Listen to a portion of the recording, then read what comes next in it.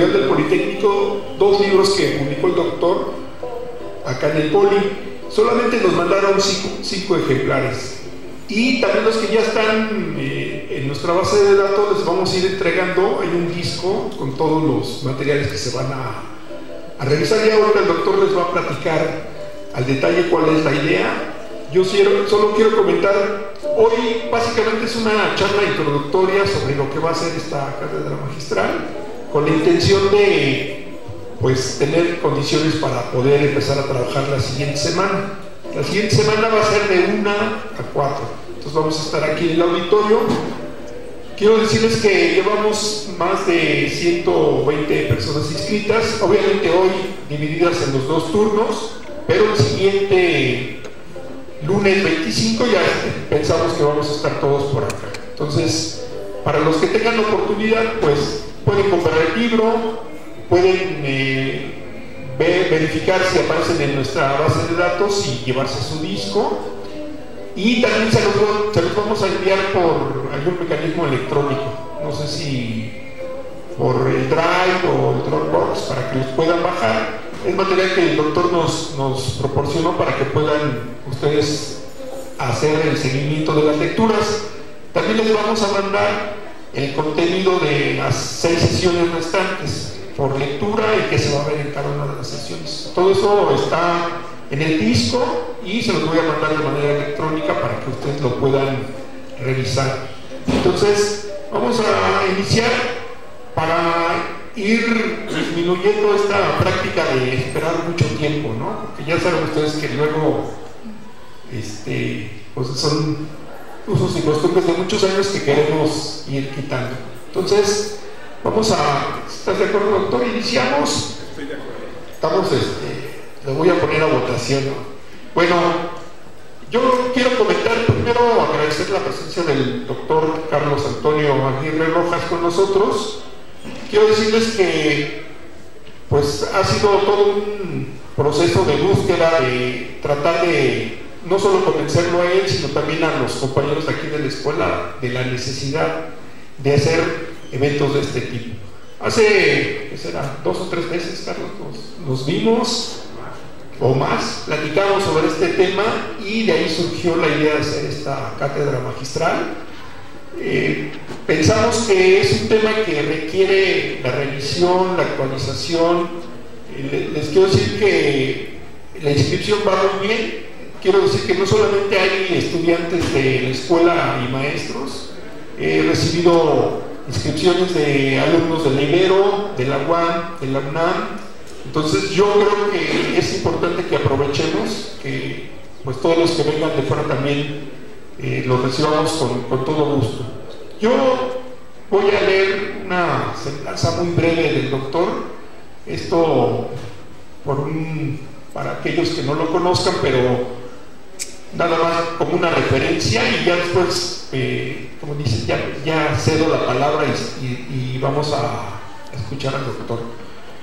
Quiero decirles también que este evento es resultado y es una propuesta que salió del Departamento de Economía Política. Se lo presentamos a la directora Margarita Aguilar y bueno, afortunadamente ya estamos concretando hoy una primera sesión de presentación y la idea es que por lo menos una vez al año o cada semestre podamos lograr invitar a alguien que venga y nos dé una cátedra magistral, no solamente desde economía política, sino podamos tener otras visiones. Y un poco fue lo que platicábamos con el doctor Carlos, ¿no? La necesidad de hacer como ciclos donde estemos reflexionando pues colegiadamente y de manera lo más amplia que se pueda. También les quiero decir que vamos a grabar la sesión. Tenemos serios problemas para la transmisión directa, entonces en cuanto termine la sesión se va a subir a la página de la escuela para que ustedes la puedan consultar. Ahora tenemos los listos para los que ya están inscritos, tenemos formatos de inscripción para aquellos que no lo han hecho ni de manera electrónica ni de manera escrita, y entonces puedan participar. Entonces, pues vamos a iniciar, doctor. Voy a leer quiero decir que la semblanza me la volé de investigación comunicaciones sociales. Es una de las más breves, pero de manera sustanciosa. ¿Sí? Entonces, voy a leer. El doctor Aguirre Rojas Carlos Antonio es doctor en Economía por la UNAM, con postdoctorado en Historia por la Escuela de Altos Estudios en Ciencias Sociales de París. Los temas que ha trabajado se concentran en dos campos principales, el de la historia, de la historiografía y la teoría de la historia del largo siglo XX, que van desde los aportes de Marx hasta el momento actual. En este campo destacan los trabajos que ha desarrollado sobre las distintas corrientes marxistas de la historiografía, desde Marx mismo hasta Immanuel Wallerstein y pasando por las contribuciones de la primera generación de estudios subalternos indios o de E.P. Thompson, entre otros autores. También destacan sus trabajos sobre la corriente francesa de los anales y sobre la microhistoria italiana. El segundo campo es el estudio de los movimientos sociales actuales y especialmente aquellos que se han desarrollado en América Latina y en México, en los últimos casi 30 años transcurridos desde la caída del muro de Berlín. Sus libros y artículos han sido traducidos en más de 13 idiomas y publicados en más de 26 países.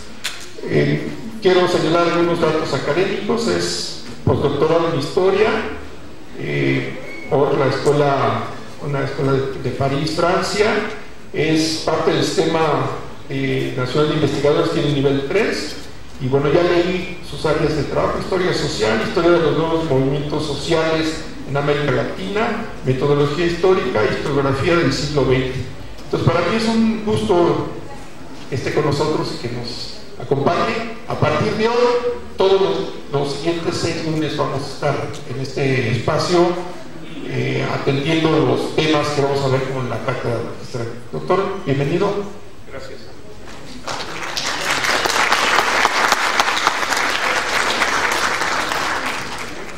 Gracias. Les diré que nunca deben aplaudir a una persona antes de escucharla, porque qué tal que después los decepciona terriblemente. Pero igual les agradezco su aplauso y espero que lo refrenden en todo caso al final de la conferencia. Bueno, primero que nada quiero decir un dato importante de mi currículum que no mencionó el profesor Alfonso y que para mí es fundamental también. Yo soy orgullosamente miembro de un movimiento cada vez más vasto, cada vez más fuerte, que tiene cada vez más presencia en todo el país, que es el movimiento de la Sexta. Es un movimiento nacional e internacional convocado por los compañeros neozapatistas, y yo soy miembro adherente de la Sexta y lo digo con mucho orgullo. Digo esto porque haré alusión a algunas tesis importantes de los compañeros zapatistas varias veces en este curso. Bueno, una vez aclarado esto, comienzo pues naturalmente con los agradecimientos. Para mí de veras es un gran honor pues ser el primer profesor que va a ocupar, que va de alguna manera a inaugurar esta cátedra magistral de economía crítica. Lo platicamos efectivamente hace algunos meses y a mí me pareció una idea fantástica. Yo propuse el tema que voy a desarrollar durante esta sesión y sobre todo en las 6 sesiones siguientes. Entonces, ser la primera persona que ocupa esta cátedra, la verdad es para mí una gran responsabilidad y al mismo tiempo un gran honor. Así que agradezco a la profesora Margarita Aguilar, agradezco a la profesora Ruth Moreno y también al profesor aquí a mi lado, Alfonso Vargas, porque fueron ellos 3 los que tuvieron la iniciativa tanto de organizar esta cátedra de economía crítica como también pues de invitarme a inaugurarla, ¿no? Este curso va a consistir de 6 sesiones que comienzan el lunes próximo. Ustedes tienen el programa o pueden tenerlo si se inscriben oficialmente. Pueden tener también gratuitamente todos los materiales de apoyo que están en un disco que se regala ahí afuera, para que entonces puedan, digamos, tener elementos de apoyo para las exposiciones y los temas que vamos a ir desarrollando, ¿no? Se trata hoy entonces de dar una especie de introducción, de dar una presentación general de los contenidos de esta cátedra de economía crítica. les diría, lo que yo voy a tratar de hacer hoy es explicar en líneas generales qué es lo que vamos a ver en este curso y por qué elegimos a estos autores y por qué elegimos tratar este tema. Y sobre todo yo quisiera hoy hacerles a ustedes muchas preguntas que van a quedar suspendidas en el aire. Yo quisiera hoy exponer las preguntas que se van a ir respondiendo sucesivamente a lo largo de las 6 sesiones siguientes del curso. Quisiera motivarlos para que se animen a inscribirse y, independientemente de inscribirse o no, para asistir a las próximas sesiones de este curso, ¿no? Bueno, este curso se llama Teoría e Historia del Capitalismo, las contribuciones o los aportes de Carlos Marx, de Fernand Braudel y de Immanuel Wallerstein. La primera pregunta es, ¿por qué vale la pena retomar, aunque podría parecer evidente la respuesta, ¿por qué vale la pena retomar la reflexión sobre la teoría general del capitalismo y sobre la historia del capitalismo? Y la respuesta, les digo, me parece que es un poco evidente, y es precisamente porque el sistema social en el que hoy viven absolutamente todas las sociedades del planeta, quizá hay una sola excepción que voy a mencionar después, pero con esa excepción que además está como un poco como una moneda en el aire, todas las sociedades del planeta hoy son sociedades capitalistas. Todas ellas, sin excepción, forman parte de un sistema global que es el capitalismo mundial. De tal manera que nosotros como economistas, entiendo que aquí el público mayoritario son estudiantes de economía, pero incluso nosotros como científicos sociales, como historiadores, como sociólogos, como antropólogos, como politólogos, todos absolutamente los problemas concretos que investigamos, todos sin excepción, se desenvuelven en este marco de este mundo, de esta sociedad que tiene 5 siglos de existencia, que se llama precisamente capitalismo. ¿Sí? Les decía que quizá la única excepción, y lo digo con aprehensión, porque acabo de estar ahí, es Cuba. Yo creo que Cuba logró mantenerse como un intento anticapitalista durante muchas décadas, pero también lamento mucho que creo que todas las medidas económicas que durante los últimos, pues no sé, 10, 15 años se han ido tomando, implican un riesgo cada vez mayor y cada vez más creciente de que Cuba vuelva otra vez al camino capitalista, como sucedió con Rusia. Después de la muerte de Lenin y bajo el gobierno de Stalin, Rusia se volvió una sociedad de capitalismo de Estado, y empiezo a hacer estas afirmaciones para provocarlos en el mejor de los sentidos, porque después espero que tengamos un debate. Y también China, después de la muerte de Mao, y también Vietnam, después de la muerte de Ho Chi Minh, volvieron a ser sociedades capitalistas. Después de la muerte de Fidel Castro, incluso desde su retiro, antes de morir, cuando se replegó ya nada más a la escritura de artículos, etc., Cuba parece ser que está tomando el mismo rumbo que en su momento tomaron la Unión Soviética, China, Vietnam, la Europa Oriental, etc. Bueno, entonces, si hacemos un curso de teoría e historia del capitalismo, es porque el capitalismo es el marco, el contexto, la atmósfera ineludible dentro de la cual pensamos los problemas. Y yo les decía sin excepción, pero ustedes podrían decir, claro, pero los que estudian historia de la Grecia antigua no están hablando del capitalismo. Tienen razón, y sin embargo también lo que ustedes estudian es la visión que la sociedad capitalista del siglo XXI tiene de la Grecia antigua. O sea que hasta en ese caso, digamos, este contexto capitalista incide sobre incluso el modo en que estudiamos el propio pasado precapitalista. Bueno, ahora la pregunta sería, ¿y por qué elegimos a estos 3 autores, a a Carlos Marx, a Fernand Braudel y a Emmanuel Wallerstein. La respuesta podría parecer también obvia, son naturalmente grandes autores, pero quiero llamar la atención sobre otro punto que me parece muy importante. Fíjense, ¿se han preguntado ustedes cuántos autores en los últimos 150 años se han atrevido a pensar el problema de la teoría general del capitalismo o de la historia general del capitalismo en la magnitud de todos sus siglos de existencia y en la totalidad del planeta Tierra? Y yo les diría, me sobran los dedos de las dos manos si hago la lista de los pensadores que se plantearon como problema global tratar de teorizar y de interpretar el capitalismo. ¿Quiénes tratan de pensar? A ver, no se trata de que hagan la historia del capitalismo mexicano o que estudien el capitalismo francés en el siglo XIX o que estudien la Inglaterra de la Revolución Industrial o que estudien la Holanda y su dominio comercial en el siglo XVII y XVIII. ¿Quién se ha atrevido a pensar como problema global en su dimensión más abstracta la historia y la teoría del capitalismo? Y les voy a decir mi lista, y se aceptan candidaturas complementarias. El primero de todos, sin duda alguna y siempre, fue Marx. Antes de Marx no hay nadie que se atreva a pensar el capitalismo como problema global.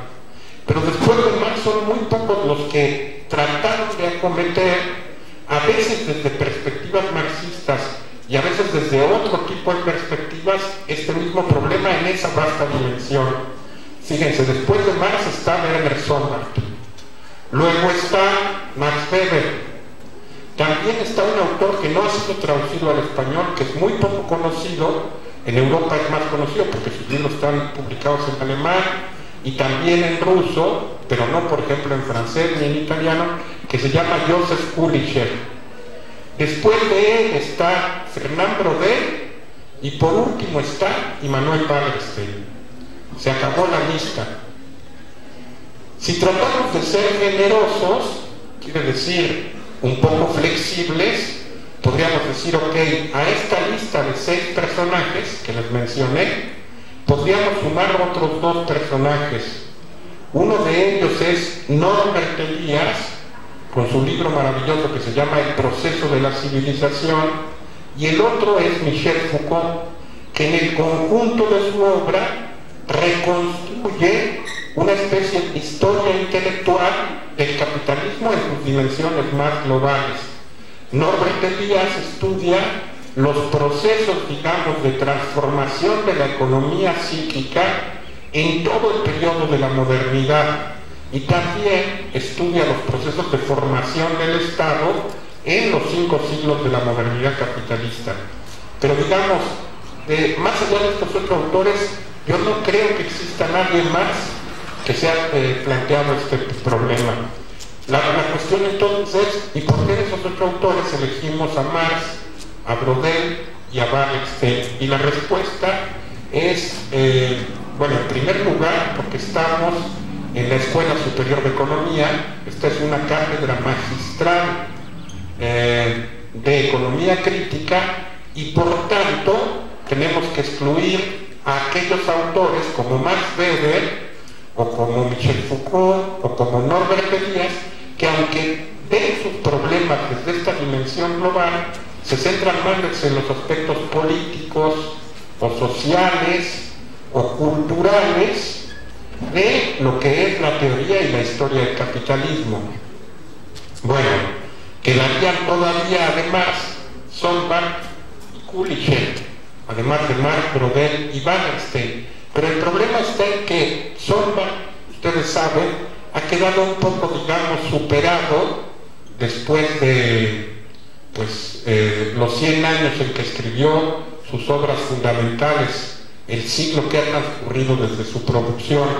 Y Pulitzer, como les digo, es muy poco conocido, tampoco tiene seguidores, no es particularmente recuperado.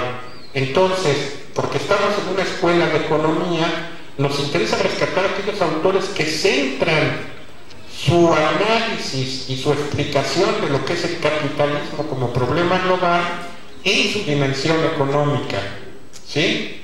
Y además nos interesan aquellos autores que siguen siendo vigentes dentro del pensamiento social actual. ¿Quién se atrevería a negar la vigencia del marxismo en el siglo XXI? Fíjense, Marx es un autor que no tiene comparación con ningún otro de los autores, ni anteriores ni posteriores a él. Les voy a decir en qué sentido. Fíjense, durante el siglo XX, y esto tuvo un precio terrible, pero no deja de ser significativo, durante toda la historia del siglo XXI conocimos escuelas de economía marxista, conocimos corrientes historiográficas marxistas, conocimos antropólogos que se decían marxistas, geógrafos, cientistas políticos, psicólogos, conocimos sociólogos, conocimos todo el abanico de lo que se llama ciencias sociales. Hubo corrientes y escuelas que se adscribían al pensamiento de Marx y que recuperaban a Marx para explicar la propia realidad, ¿sí? Y además conocimos movimientos muy fuertes como el feminismo, que también hay una corriente de feminismo marxista, y hay corrientes ecologistas marxistas, y hay gente que teoriza el problema indígena desde el marxismo. Esta omnipresencia dentro de las ciencias sociales no la tiene ningún otro autor, tampoco Brodel, tampoco Immanuel Wallerstein. Esa presencia solamente la tiene Marx, y debe de haber alguna razón para que eso suceda. Bueno, mi interpretación de por qué eso sucede se las voy a dar el próximo lunes, justamente cuando hablemos de el aporte de Marx para la teoría y para la historia del propio capitalismo. Luego, Fernand Braudel, aunque naturalmente no tiene la estatura y el rango de Marx, Braudel no deja de ser el más importante historiador de todo el siglo XX a nivel planetario. Esto también lo digo para provocarlos. Si ustedes tienen alguna candidatura alterna, podemos discutirla. Si creen que existe un historiador cuya obra tenga más impacto, más profundidad, más ecos, más originalidad y más vigencia que Braudel, me gustaría conocer su obra, que no creo que exista. Así que Braudel, y hay toda una escuela obviamente brodeliana en Francia y en Europa, tiene una vigencia fundamental. Por último, Immanuel Wallerstein está todavía vivo, ustedes saben, es un hombre que está vivo todavía y que se pronuncia críticamente sobre toda una serie de problemas. Yo me atrevería a decir que Immanuel Wallerstein es hoy el sociólogo vivo más importante que hay en todo el planeta también. No creo que haya un sociólogo más importante que Immanuel Wallerstein. Entonces, por eso escogimos a estos tres autores, por su vigencia, por la profundidad de sus aportes, por lo fundamental de su contribución. El curso se centra entonces, ¿qué nos dicen Marx, Braudel y Wallerstein sobre la teoría general del capitalismo y sobre la historia global del capitalismo en su más amplia dimensión? Bueno, debo hacer una aclaración importante. Esta cátedra se llama Cátedra de Economía Crítica. Naturalmente eso acepta muchas interpretaciones, pero les voy a decir cuál interpretación le doy yo en lo particular. El profesor Alfonso aclaraba, claro, después vendrán otros profesores que no necesariamente recuperarán la perspectiva de Marx, de la crítica de la economía política. Espero que no empiece a haber sabotaje, ¿verdad? No. O es porque me cerco demasiado, ¿no? Porque empiezo a fallas de origen, ok, confiamos. No, pero curiosamente es cuando menciono a Marx. Entonces, esta perspectiva, no estoy bromeando, esta perspectiva de economía crítica, debo decirles, yo la entiendo justamente en el sentido en que Marx definió el propio concepto de crítica. También la elección de estos autores tiene que ver con eso.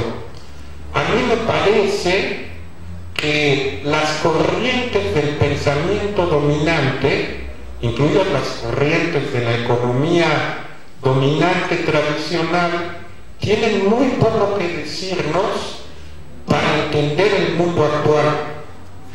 Eso también lo digo para provocarnos a ustedes como estudiantes. Pero yo creo que toda la economía burguesa moderna no entiende nada. ¿Saben dónde se vio eso de una manera dramática?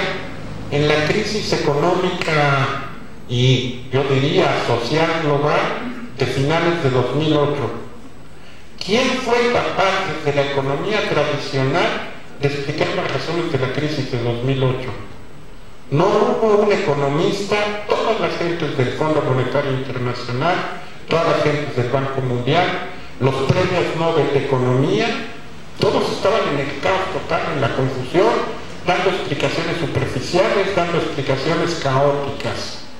Y en cambio los que dieron explicaciones inteligentes fueron gente como precisamente el propio Immanuel Wallerstein. Fueron las corrientes de la economía política alemana. Gente como por ejemplo Klaus Hofe o por ejemplo Elmar Alfater.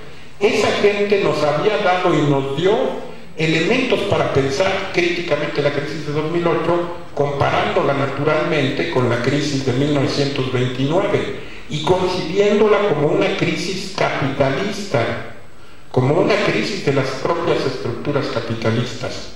Lo digo porque entonces esa es otra razón de la elección justamente de estos autores. Marx es el fundador de todo pensamiento crítico posible.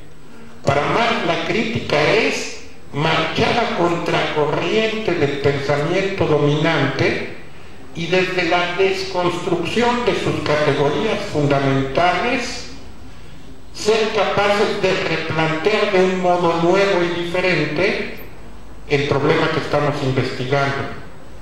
Eso lo vamos a ver con cuidado en la próxima sesión, pero Marx va a realizar un procedimiento, aquí retomo una idea de Bolívar Echeverría, que va a consistir en recuperar la apariencia capitalista. La apariencia capitalista son los lugares comunes de la economía dominante y analizándolos con lupa demostrar la inconsistencia de esa apariencia capitalista.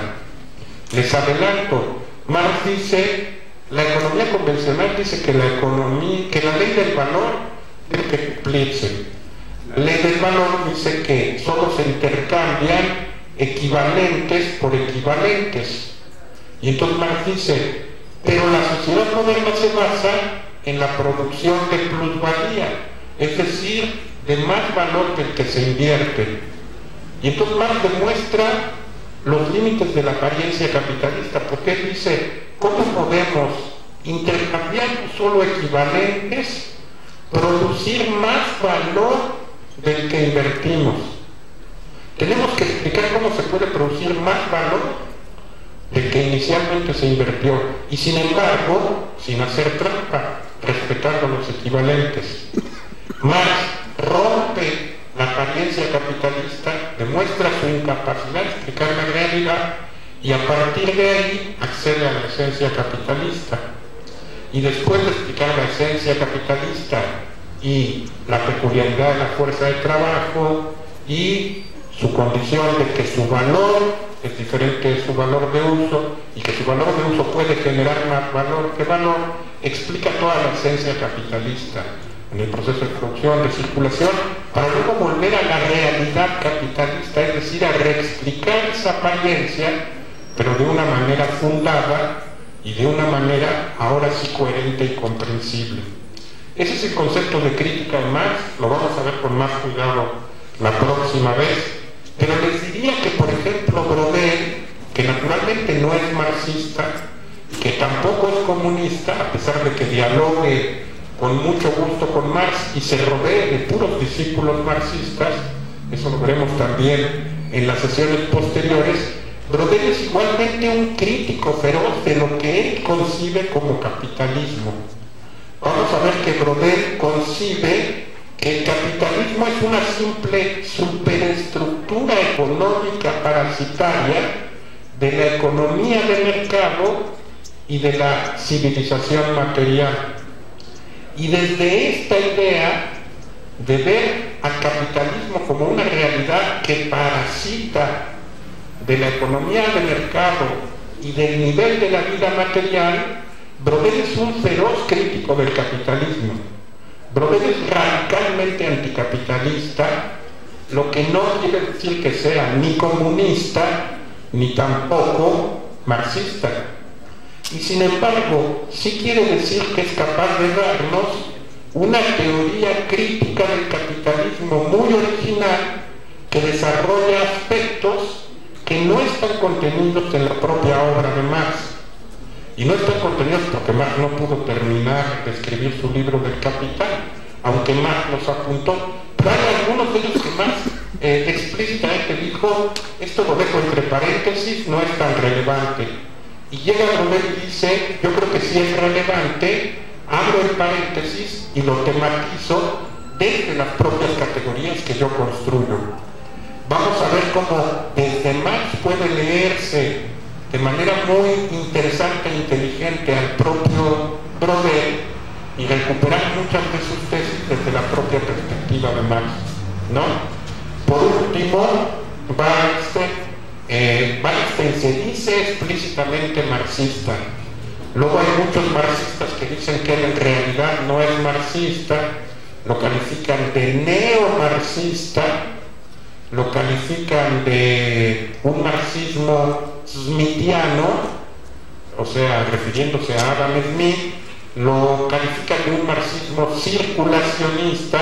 En fin, veremos esos debates más adelante, pero sí les diría que Wallerstein, asumiéndose marxista y siendo efectivamente un marxista muy heterodoxo, quiere decir muy libre en su interpretación de Marx, con la cual a veces podemos concordar y a veces podemos diferir. Sin embargo, desarrolla una crítica interesantísima de la historia del capitalismo, pero también del mundo actual. Y pongo solo un ejemplo. Fíjense, Wallerstein va a ser uno de los críticos más feroces de esa ideología que hoy campea por todo el mundo. Wallerstein va a decir: el mundo moderno no se caracteriza por eso que Marx se llama la globalización. Así que si Wallerstein estuviera aquí, les diría: si ustedes tienen un profesor que les diga la etapa actual del capitalismo es la etapa de la globalización, deben alejarse rápidamente de él, contárselo a quien más confianza le tenga, porque ese profesor es peligroso y no ha entendido nada.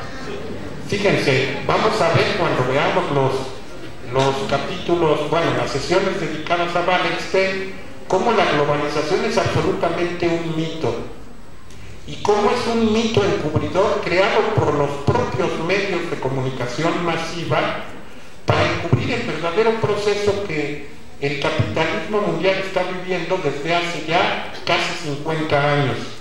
¿Saben cuál es ese proceso que está viviendo el capitalismo hace 50 años? El de la crisis terminal del capitalismo, ¿sí? ¿Por qué hablamos de crisis terminal? ¿Y qué quiere decir? Decir que la etapa que hoy vive el capitalismo a nivel mundial es la de su última crisis o la de su crisis estructural. Al grado de que Wallerstein, basándose en unos ciclos económicos que todos ustedes conocen porque son estudiantes de economía o profesores de economía, que son los ciclos Kondratiev. A ver, voy a volver a hacer este ejercicio que cada vez que vengo aquí me gusta hacer. Levanten la mano enérgicamente los que sí saben cuáles son los ciclos Kondratiev.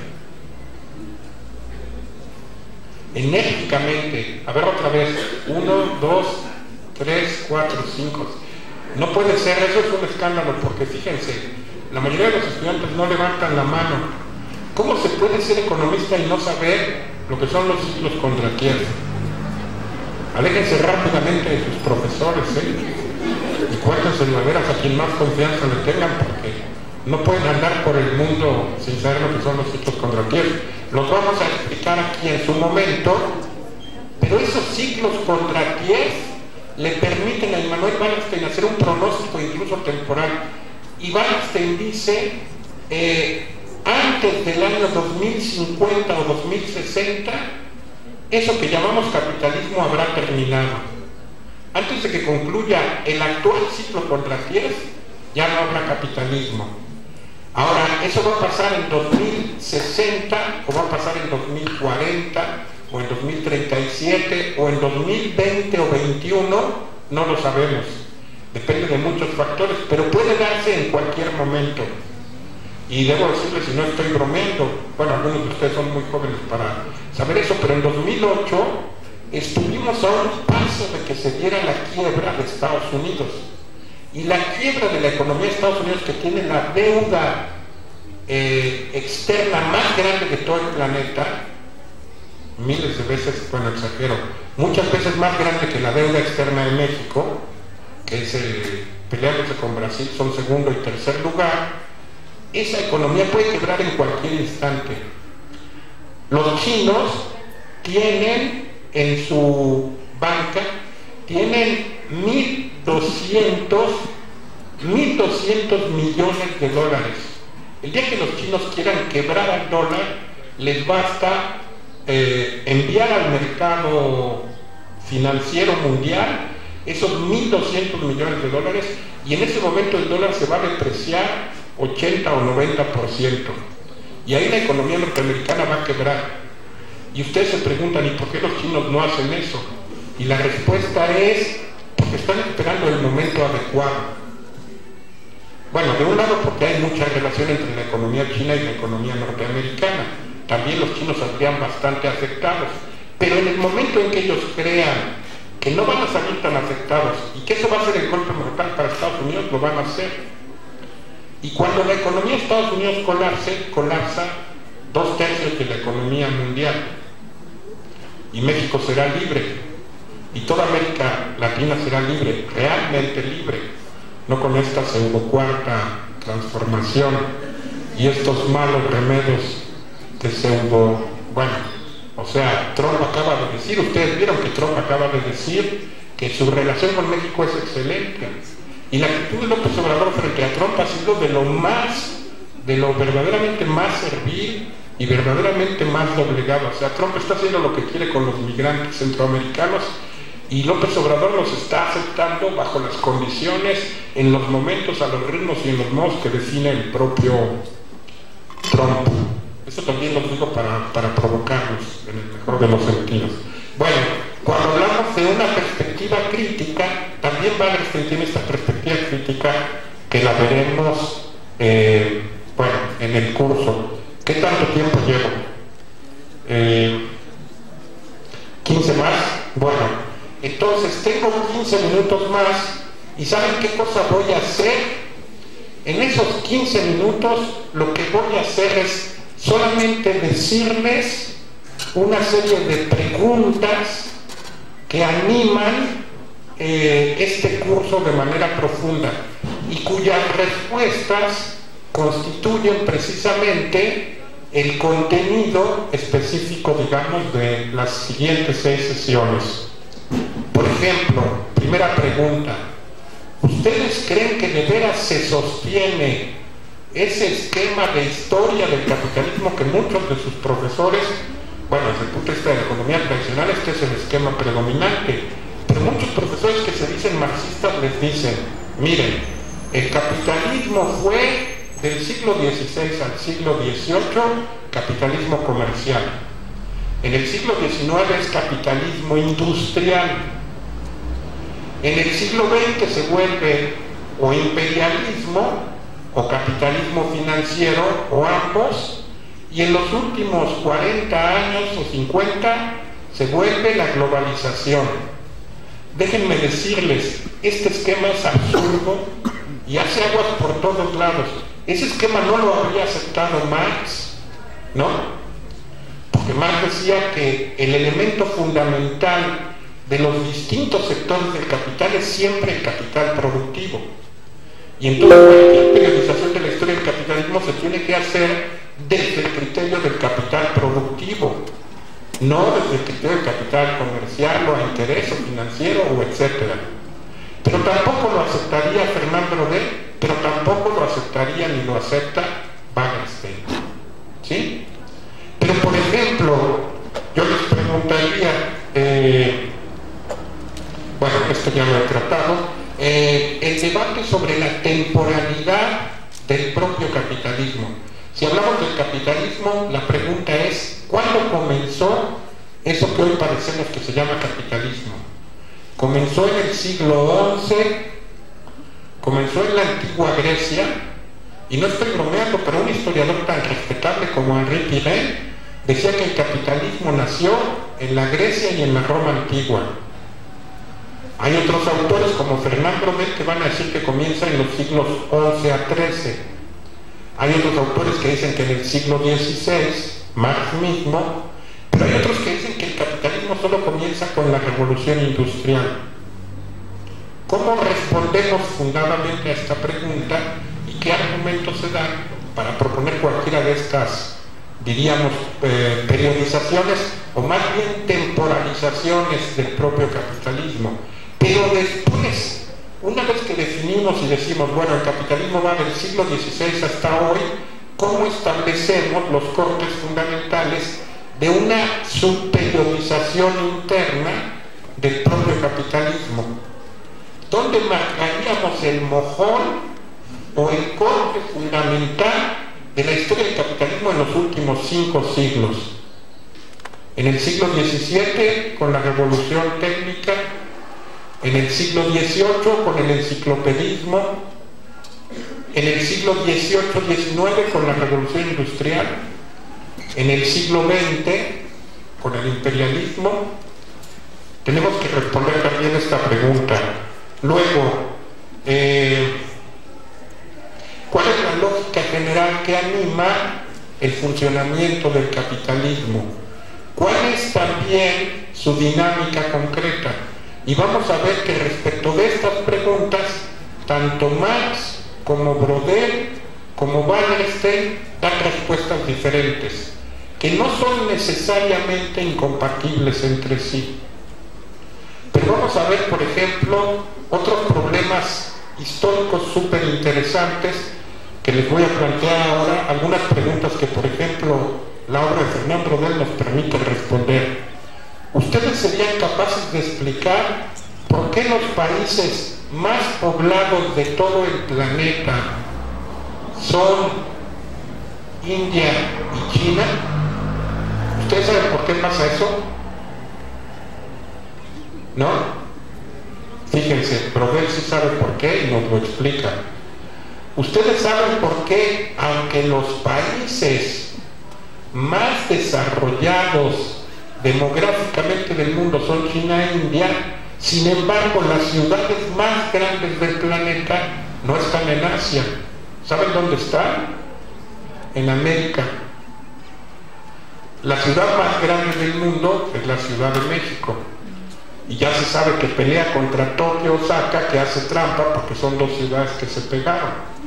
Pero de todas maneras, pero por una que ustedes pueden decir en Asia, Tokio, Osaka, en cambio en América Latina tenemos a México, y luego tenemos a Brasil, y luego tenemos a Buenos Aires, el Gran Buenos Aires. Fíjense qué locura, la mitad de los argentinos viven en el Gran Buenos Aires. Argentina tiene 40 millones de habitantes y 20 millones viven en su ciudad capital, en el Gran Buenos Aires. Sao Paulo tiene 22 o 24 millones de personas. En México, según los últimos cálculos de 2010, que ya quedaron interrebasados, en 2010 la mancha urbana de la Ciudad de México, no lo que era el Distrito Federal, sino la mancha urbana, ya tenía 32 millones de habitantes. Esa es una cifra oficial, que obviamente está subvaluada. ¿Por qué se dan las ciudades más grandes en América Latina? Otra pregunta, fíjense, ¿por qué, por ejemplo, en América Latina se hace todo el tiempo, las poblaciones de toda América Latina se dedican todo el tiempo a hacer fiestas, a hacer San Lunes, a faltar al trabajo, a llegar tarde. No estoy bromeando, eso es un elemento civilizatorio. Cuando los europeos vienen a América dicen, ustedes no trabajan nada, o sea, ustedes trabajan cuando ya no les queda otro remedio, ahí trabajan un día a la semana y los demás hacen trampa, dicen que están enfermos, dicen que se murió su abuelita. Las abuelitas de los alumnos se mueren como 4 o 6 o 8 veces en un solo curso, sea de lo que sea. Y cuando se acaba la abuelita, entonces la tía, y cuando se acaba la tía, la mamá se enferma o en el pan. Bueno, fíjense, pero es muy curioso porque lo que pasa cuando un europeo viene a América Latina sucede cuando un chino llega a Europa. Cuando un chino ve a los europeos les dice, ustedes tienen demasiados días de asueto, ustedes hacen demasiadas fiestas, o sea, ustedes a cada rato tienen el santo patrono de tal, todos los sábados y todos los domingos no trabajan, tienen un calendario lleno de fiestas, cada mes tienen 2 o 3 días que no trabajan porque es el día de la victoria, porque es la Primera Guerra Mundial, porque es el día de los aliados, porque es el día del ejército, porque es el día del profesor, porque es el día de... Entonces los chinos consideran que los europeos son como demasiado poco trabajadores. Ya no les digo lo que dice un japonés o un chino cuando viene a América Latina. Naturalmente se queda a vivir aquí, porque comprende que ha malgastado su vida entera. Bueno, ustedes saben cuáles son las razones de la historia y de la teoría del capitalismo que explican estas preguntas que yo les hice. Bueno, Brodel tiene una respuesta originalísima, interesantísima, muy creativa, que aunque pueda ser polémica, no deja de ser muy estimulante y muy heurística en términos intelectuales. Vamos a